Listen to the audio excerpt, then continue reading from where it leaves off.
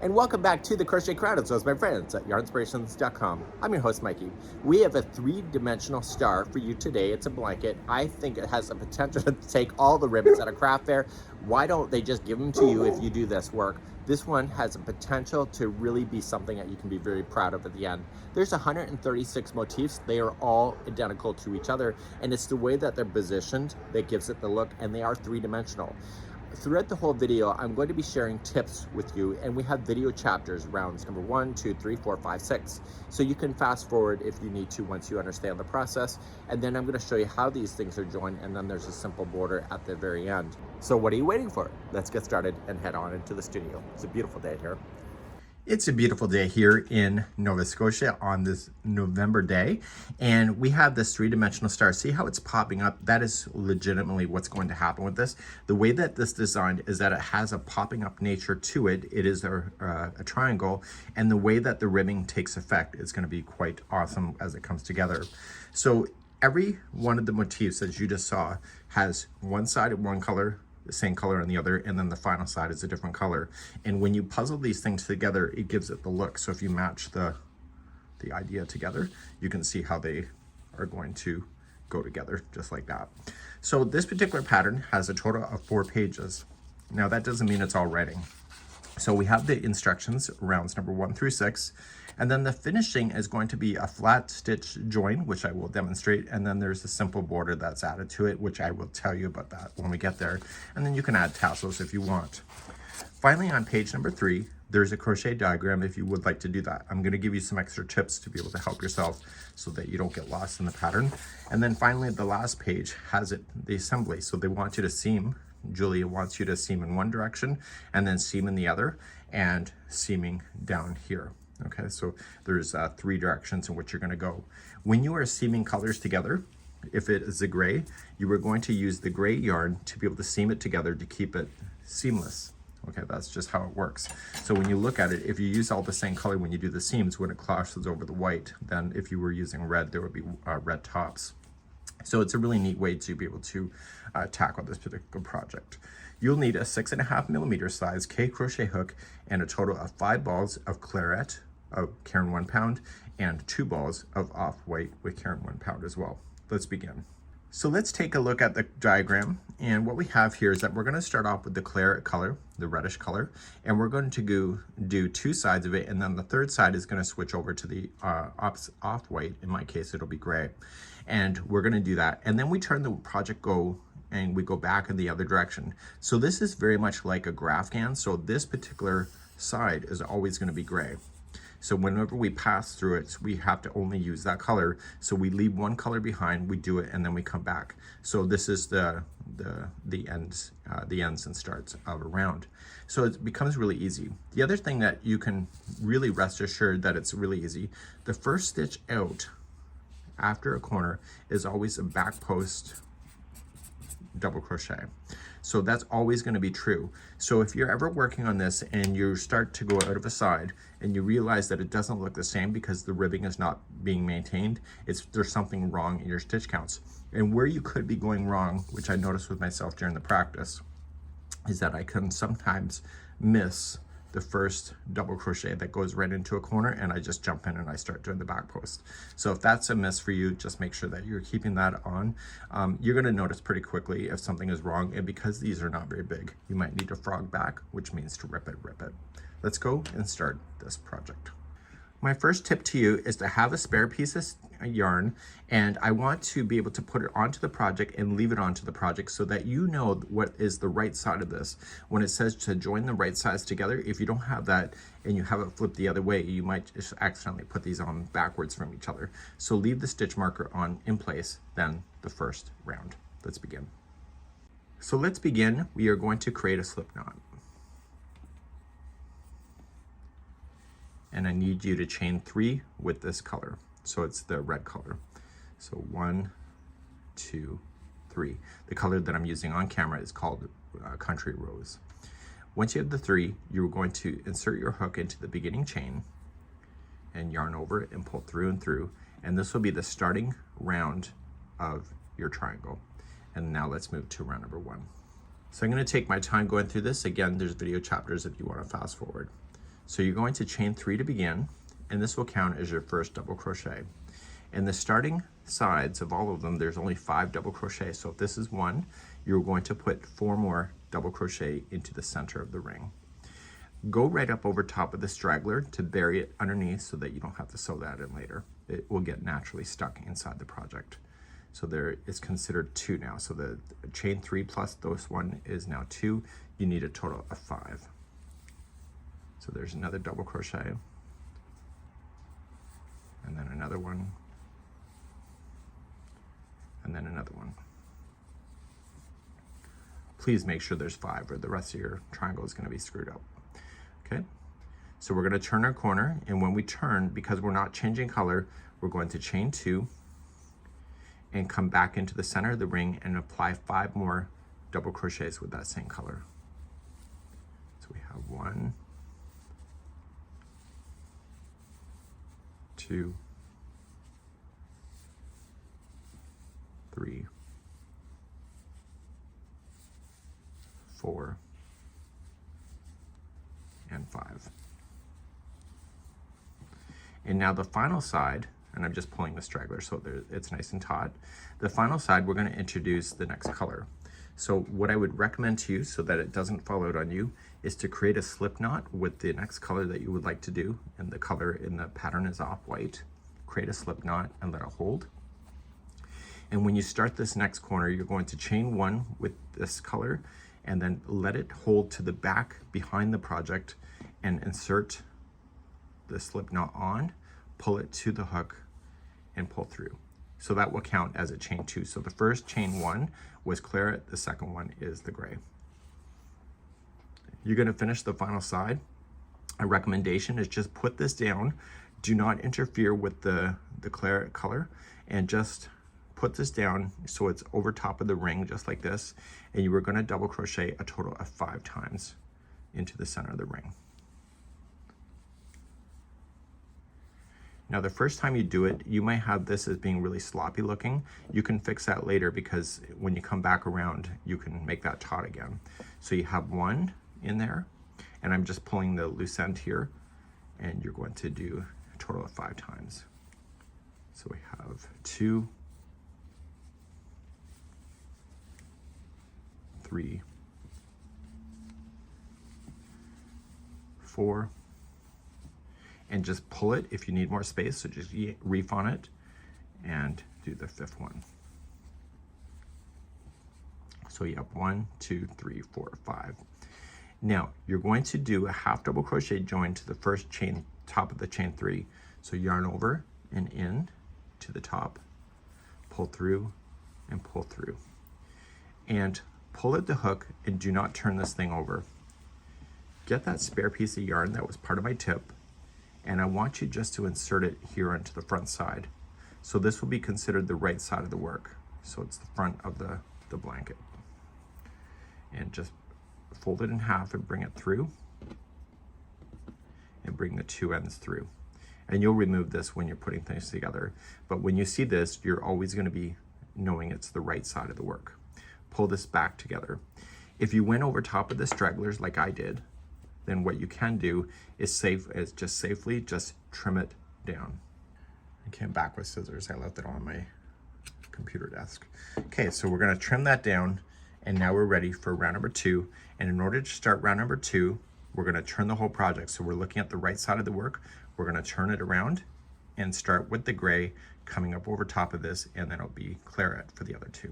Let's begin round number 2. I'm looking at the wrong side of the work because I do not see the stitch marker. The very last round number 6, I will be crocheting it, and I will not be able to see that stitch marker. So you're going to chain 3. So 1, 2, and 3. So the first stitch out always is going to be a back post double crochet around the first post. To do that, yarn over and come from the back and take that post back with you to the back side. Yarn over, pull through 2 and 2. So the first one will always be a double crochet back post. The next one will always be a double crochet front post. So yarn over and into the side of the post and back out on the front side. pull through 2 and 2. So that's a double crochet front post. So you're going to alternate between the two of those all the way through the side. So the next one is a back post. And I will give you a little tip in just a second. The next one has to be a front post. So the stitch just before the corner always will be a back post double crochet. And that's just a matter of keeping in sync with how it looks. And where you can go wrong is right now. So this is a corner. So just pull it nice and taut, and you are going to put in a double crochet in the corner. So don't forget to do that, because that's where you'll go wrong. So now we have to switch back to this color. So we have to chain 1 first, and then just use your hands and just put it out towards the back and pick up the yarn that's holding and chain 1 to complete the second chain of a corner. Double crochet into the same corner space. And you can tighten up things when you come back around, or you can tighten it up now. So just grabbing that other color, just tightening it, but it doesn't really matter until you come back over. So what is the first stitch after a corner? Always will be a back post double crochet.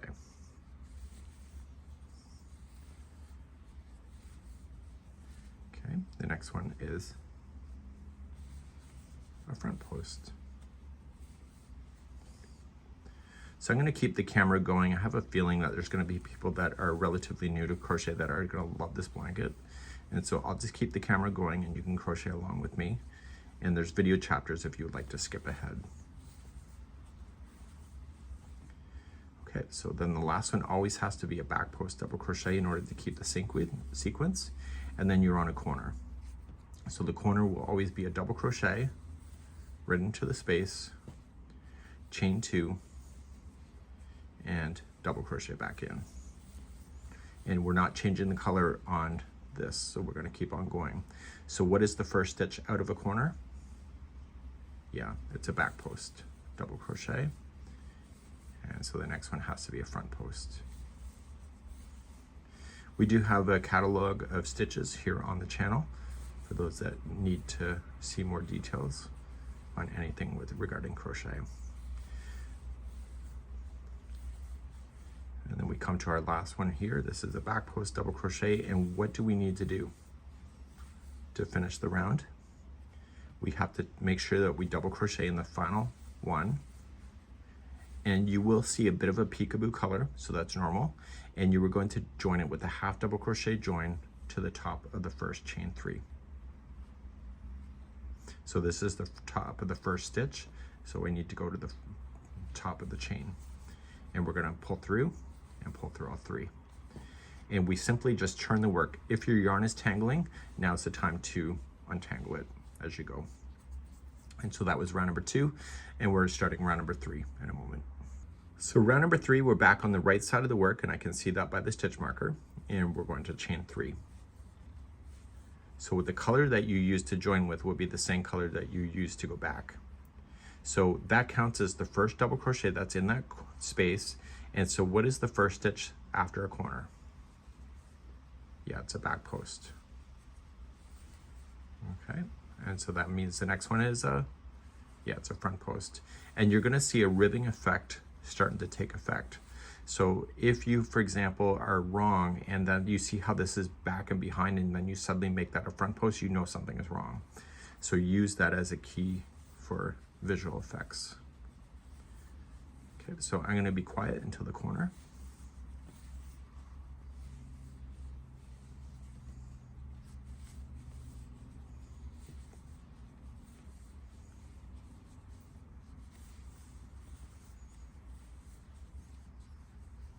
The last one before a corner is always a double crochet back post. And then your corner, because it's not changing, will be a double crochet, chain 2, and a double crochet.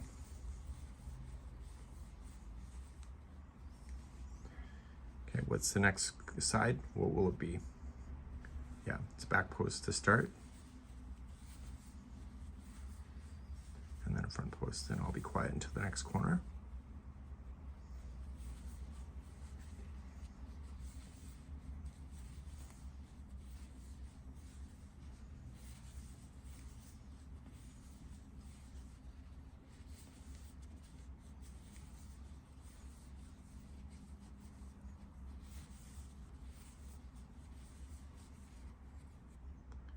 The last one before corner is a back post. And you can see that we're about to change color. So before we do that, in the corner space, there has to be a double crochet with this color. And then chain one only, drop it, use your fingers and hold it behind and pull up the next color, pull it taut and pull through to create a chain one with the new color so it's ready. You'll double crochet into the same corner and complete the final side. Yes, it's going to be a back post. I was worried about this pattern when I first started, that I'm thinking that every round is going to be unique, but in case it's the same, it's just bigger.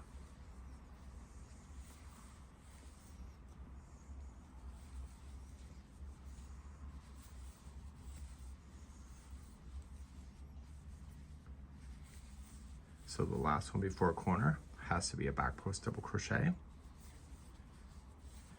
And this is where it's going to end. So you have to put in a double crochet into the corner and then join it with a half double crochet to the top of the first chain three.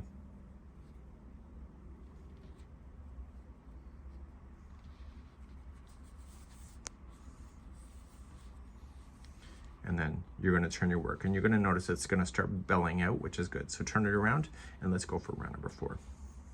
Round number 4, using the same color, you're going to chain 3. That counts as the first double crochet in this space. So the first one that goes out of a side, yeah, it's going to be a back post. Meaning the next one's got to be a front post, and you're going to alternate, and I'll be quiet until the next corner.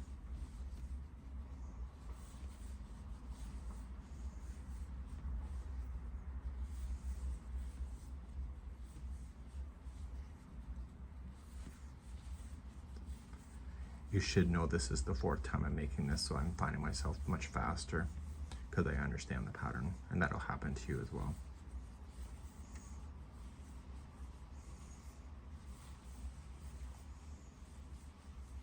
Okay, the one before the corner is always a back post.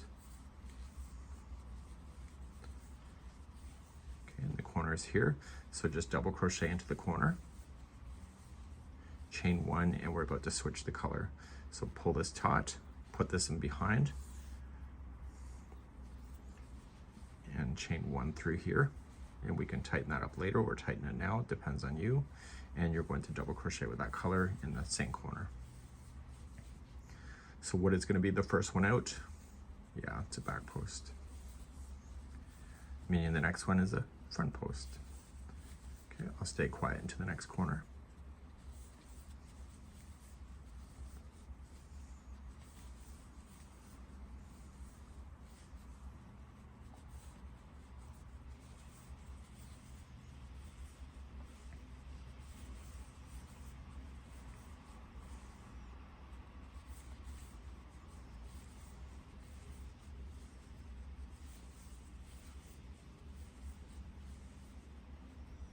The one before a corner is always a back post. So then we have a corner, it's not changing color, so it'll be a double crochet, chain 2, and double crochet in the same corner. And the first one, yeah, it's a back post. Next one's front.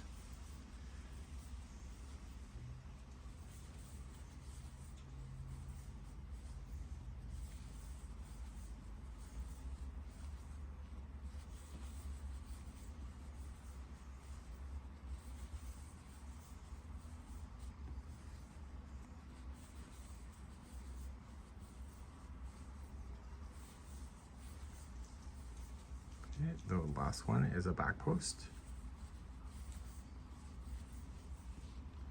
And this is where we started. So we're going to put in a double crochet. And then you were going to do a half double crochet join to the top of the first, or sorry, half double crochet join to the top of the first chain 3. So if you're ever confused, let's give you some advice. If you're ever confused, see how the color's over here? This means if the color was here, then I would be continuing with that color, but because it's over here, it means that I finished the round.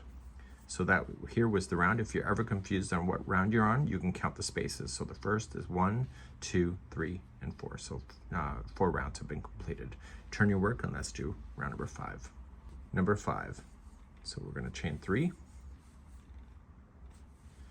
And the first one out, yeah, it's going to be a back post. So that chain 3 counts as the double crochet in a corner.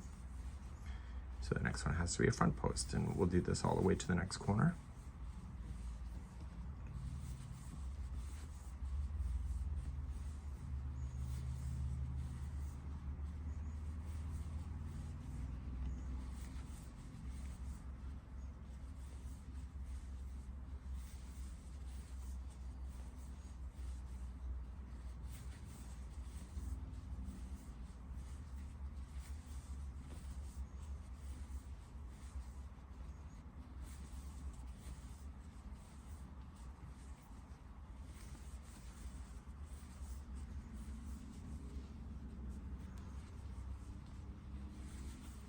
The one before is always a back post double crochet.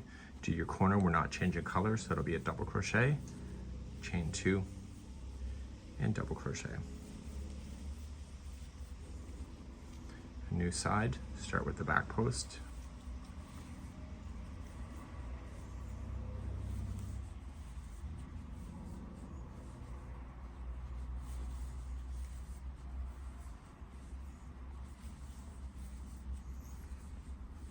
Noticing the stitch marker is on the right side of the work, which confirms I'm on round number 5 as well. So the odd numbers like 1, 3, and 5, the stitch marker will always be on the front of the work, the right side.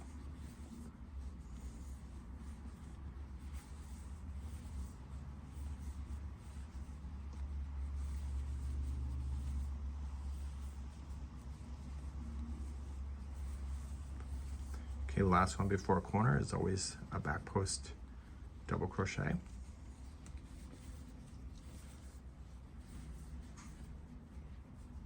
Let's get this out of the way. So we're going to switch over soon, so we've got to put a double crochet in first for a corner, chain 1, let it hold to the back, and grab the next color up, pull taut, chain 1, and then in the same space another double crochet with the new color, and then complete the final side. So it'll be a back post double crochet, and so on. And I'll see you at the end in a second. I'll just keep on going.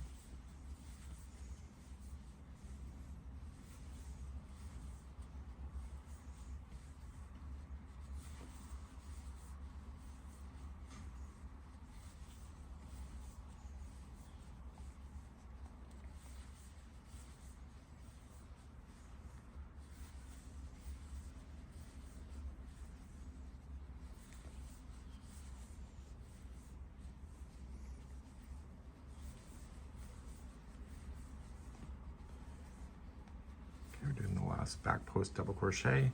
Don't forget the final corner. So you're going to double crochet, and then you're going to do a half double crochet join to the top of the first chain 3.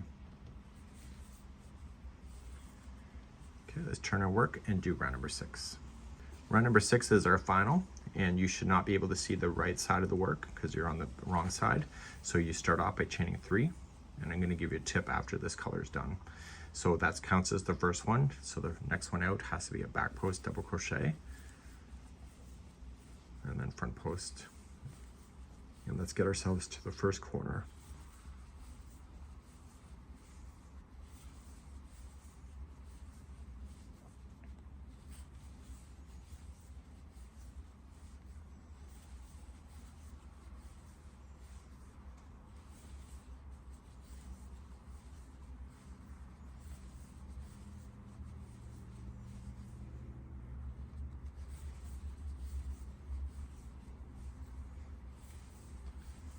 So I was noticing that I was getting my yarn tangled a little bit, and so I want to give you a piece of advice at the end of this first corner, because this is the last time you'll be using gray.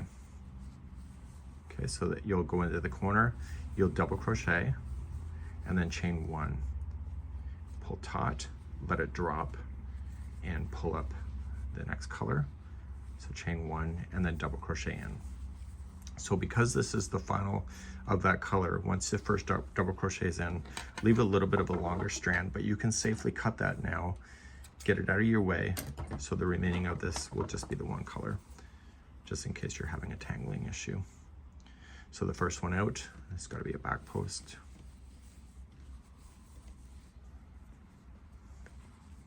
So the thing that I appreciate about this the most is that because there's only 6 rounds, if there is any tangling of the yarn, it's not a big deal because it's just a small little thing in your hands.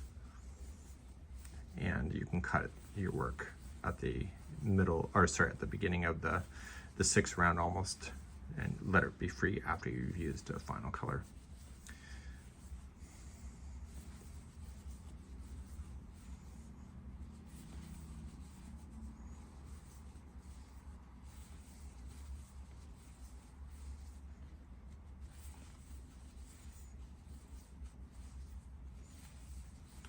So the one before corner is what?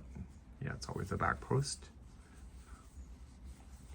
And then your corner is 1 double crochet, and you're not changing colors, so it's chain 2 and double crochet in. And then you start with another side, it's the final side. So back post, front post. I think once you come to understand this pattern, if it was hard for you the first time around, just keep on trying another one and then another one, and you'll find yourself understanding the pattern more and more, that you'll probably be able to fly through these pretty easily.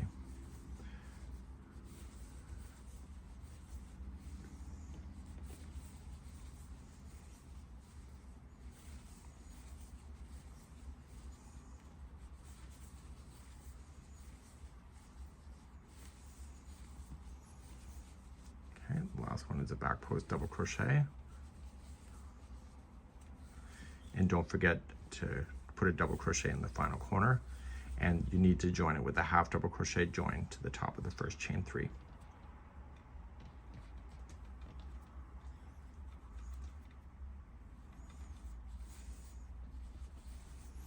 And then that ends your journey. So before you continue, you're going to trim your work. And I'd recommend that you use a tapestry needle and get rid of all your tail ends, because you're going to have 136 of these. So what I recommend is that you are looking at the back side of the work now, because the front side is labeled. So to do that, I'd recommend that you keep it to the back of the work before you flip it over, and get rid of any of the tail ends. So just go through the tail ends, keeping the yarn needle on the back of the project. Don't just go between the strands, cut this plies also, because it makes it very difficult to fall out if you do that. And pull on it, but don't change the shape, and go back in the opposite direction.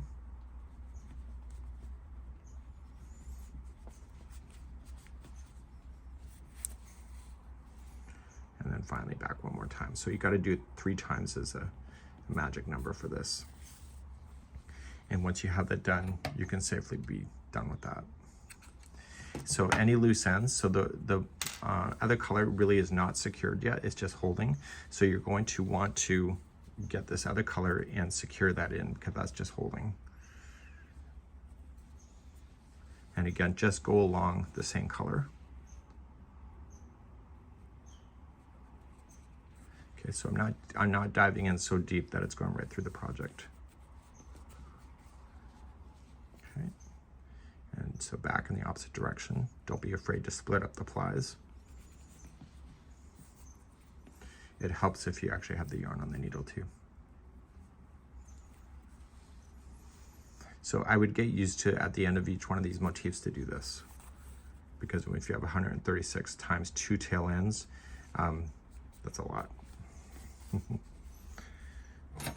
Once you have all the tail ends secured, flip it over. You can see the right side of the work and leave this in, and when you're ready to put this together, you'll know what side is facing up. So let's talk about the assembly. So let's go through this strategy. So you're going to do seaming line number 1. So you'll do all of this and you go in this direction. So if you look at the assembly here, you're going to notice is that you got 2 red sides and a white. So here you would have just match the look. So it'll be looking like this. And so they want you to seam this here. So the opposite one would then be like this, going here. Now, because the color is gray, they want you to use the gray color to be able to seam this. So you're always gonna seam with the same color that is in the particular motif. So if it changes over, so for example, you're doing the next one, you have a white here that's seaming together, so you'll use your white or your gray in my case, and then you'll switch over and do the red for the next two that will come together, and you're gonna work your way over there. Eventually you'll have it all joined in one direction, and then you will come and start on this side and start joining here. So this here is going to put all of the squares or all of the motifs together for the first time, and then here it's going to then go in the other one, and then you're going to go all the way down with the same color. So you want to maintain the colors when they're doing that, and that's going to be a flat stitch join. If you prefer to sew it, that's up to you. The flat stitch join is just a faster way of doing it if you prefer. So let's begin to do a flat stitch join and show you how that's done. So the first step of joining these things together is that if it's facing out like this, like a bowl shape, I want you to flip it so that the right side of it is sinking down into the project. So take your pieces and just put them like a bowl shape so that it's facing up like a bowl.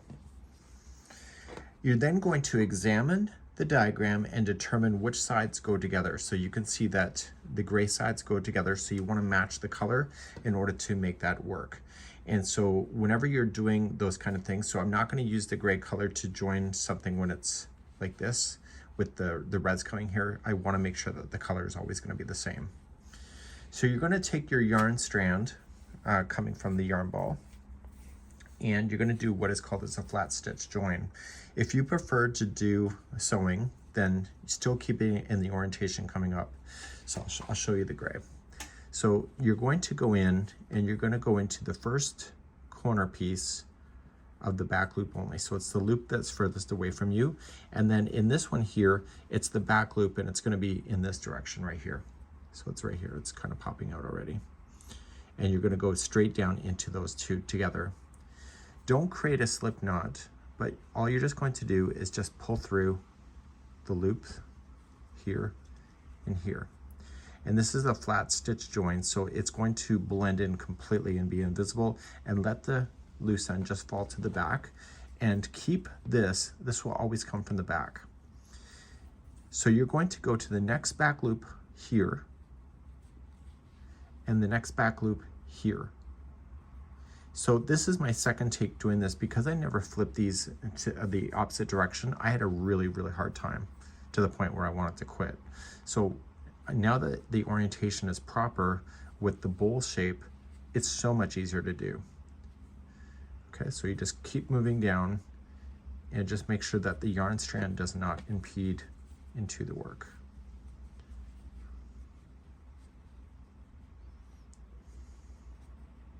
It takes a bit of practice, so don't quit on yourselves, especially if you got 136 of these already done.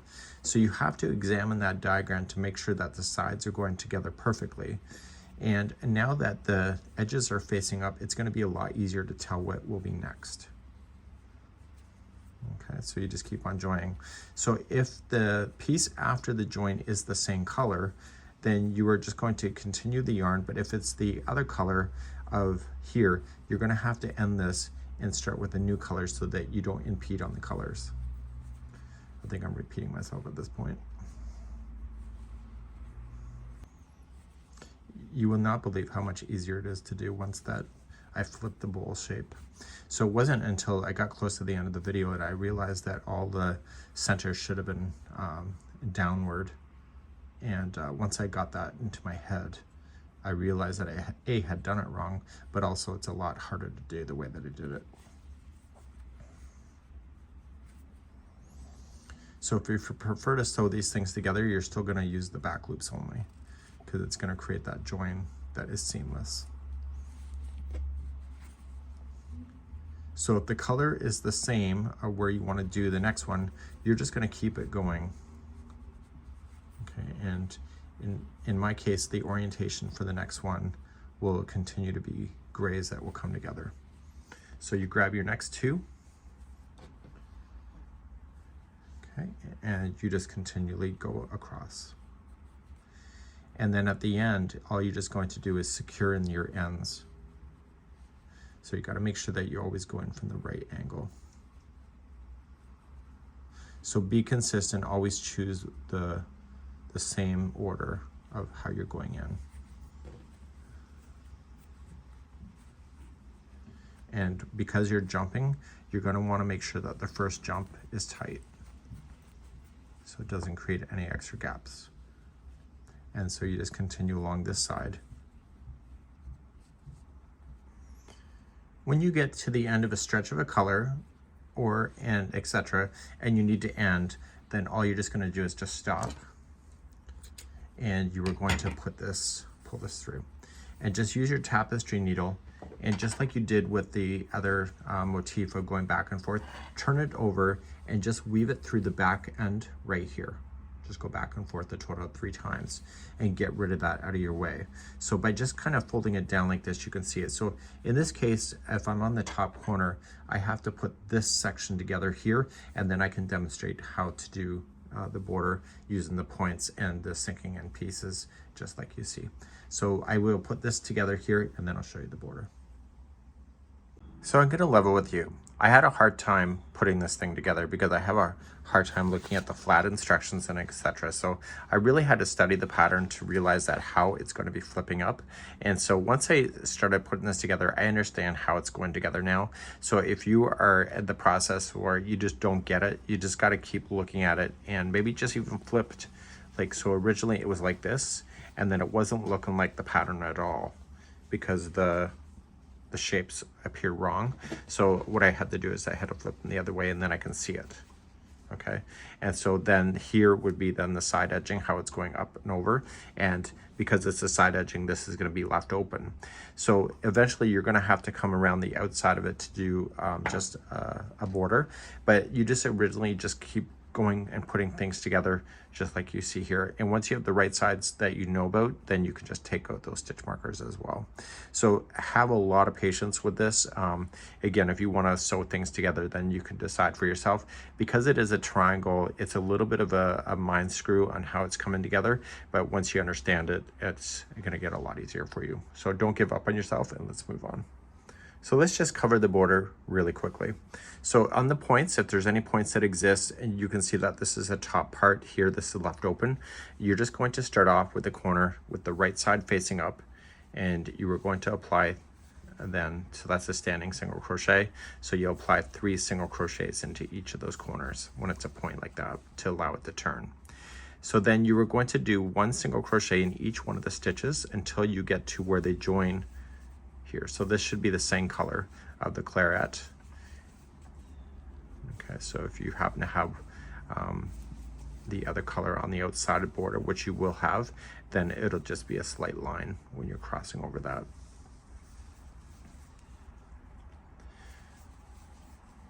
So this blanket really does have the 3-dimensional look to it when all is said and done. So I'm thinking just by putting this thing together, you should get all the ribbons. You can let me know how you feel about that in the comments. But don't give up on yourself. Just keep trying to persevere. Okay, so you're going to come all the way to the one just before, okay, and then one after, and you're going to do a 2 together spanning across the 2. And that will keep it together. And then you're just going to go up on the opposite side. So if it's a point, you're putting in 3 single crochets into the same one to turn, and if it's an indentation, then you're just putting 2 together single crochet to make up for that indentation going in.